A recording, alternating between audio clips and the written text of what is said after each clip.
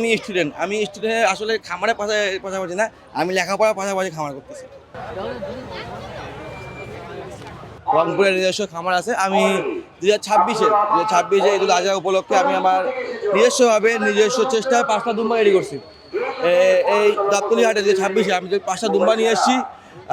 ইনশাআল্লাহ শুধু 5টা দুম্বা গাবতলী কিন্তু না, আমি হয়তো এটা পুরো বাংলাদেশ চেঞ্জ করতে পারবো। অথবা বিগ সাইজ অথবা কোথাও পাবেন না, দেখবেন না, এভাবে সেগুলো আমি নিজের হাত দিয়ে রেডি করছি।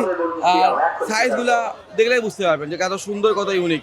আসলে গাবতলী হাটে হাটটা এখনো জমে ওঠে নাই।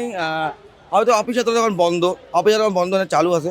হ্যাঁ, তারপরেও আলহামদুলিল্লাহ ভালো রেসপন্স পাচ্ছি, কিন্তু সেই রকম যতটা এক্সপেকটেশন করছিলাম ততটা পাচ্ছি না। কিন্তু আশা করি যে ঈদের ছুটিটা চালু হলে সোমবার থেকে আলহামদুলিল্লাহ চাহিদা অনেক বেড়ে যাবে। প্রত্যেকবার ভিডিও দেখি যে গাবতলী হাট বিখ্যাত, বাংলাদেশের পরে একটা টপ 1 গাবতলী হাট অবশ্যই। তো সেটা আমার ভিডিও একটু ইউনিক, আনকমন, তো সেই কারণে এবার গাবতলী হাটে নেওয়া আসা। আসলে এগুলো তো আলহামদুলিল্লাহ প্রথমে বললাম যে এটা অনেক বড় সাইজ, বিগ সাইজ দুম্বাগুলো আমার। আর যেটা আমার প্রথম দুম্বা, ওটা আমি চাচ্ছি 5 লাখ টাকা। ওটা লাইভ ওয়েট হলো আপনার 120, 6 দাঁত, দাম চাচ্ছি 5 লাখ টাকা।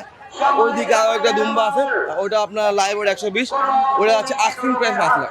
আর অবশ্যই সামনে আসলে দেখে আলোচনা করলে অবশ্যই কিছু কম হবে, অবশ্যই ঠিক আছে। আমরা আস্কিং প্রাইস 5 লাখ, এবং বাকি যে তিনটা আছে ওই তিনটা আমরা 4.5 লাখ করে যাচ্ছি। আচ্ছা, ক্রেতাদের কি দামাদামির সুযোগ আছে কিনা? হ্যাঁ, অবশ্যই এটা তো আমার আস্কিং প্রাইস। ক্রেতারা আসবে, দেখবে, পছন্দ করবে, তার চোখের দেখে ভালো লাগবে, তারপরে দামাদামি বিষয়। আসলে দামাদামির বিষয়টা পরে, প্রথমে আসলে জিনিসটা পছন্দ হয়েছে না সেটা দেখতে হবে। আর ক্রেতার যখন জিনিসটা পছন্দ হবে তখনই আমি নিজেকে সাকসেস মনে করবো, না এতদিনের পরিচয় আমার সফল হয়েছে। হ্যাঁ, আমি স্টুডেন্ট আসলে খামারের পাশাপাশি না, আমি লেখাপড়ার পাশাপাশি খামার করতেছি।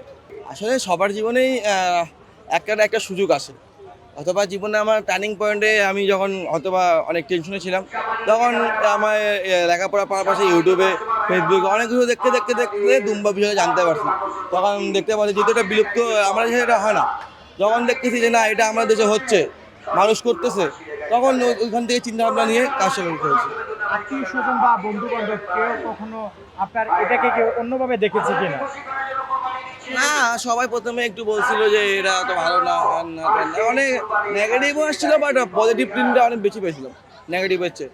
হ্যাঁ, পজিটিভ প্রিন্টটা ভালো পেয়েছিলাম। যখন প্রথম কেউ অ্যাকসেপ্ট করে না, যখন একটু সাফল্য দেখতে হয় তখন সবাই নিজে রাজি হয়ে যায়। না, আমি অনেক ক্ষুদ্র মানুষ থাকি, আমি কেন সফল, এখনো অনেক বাকি আছে।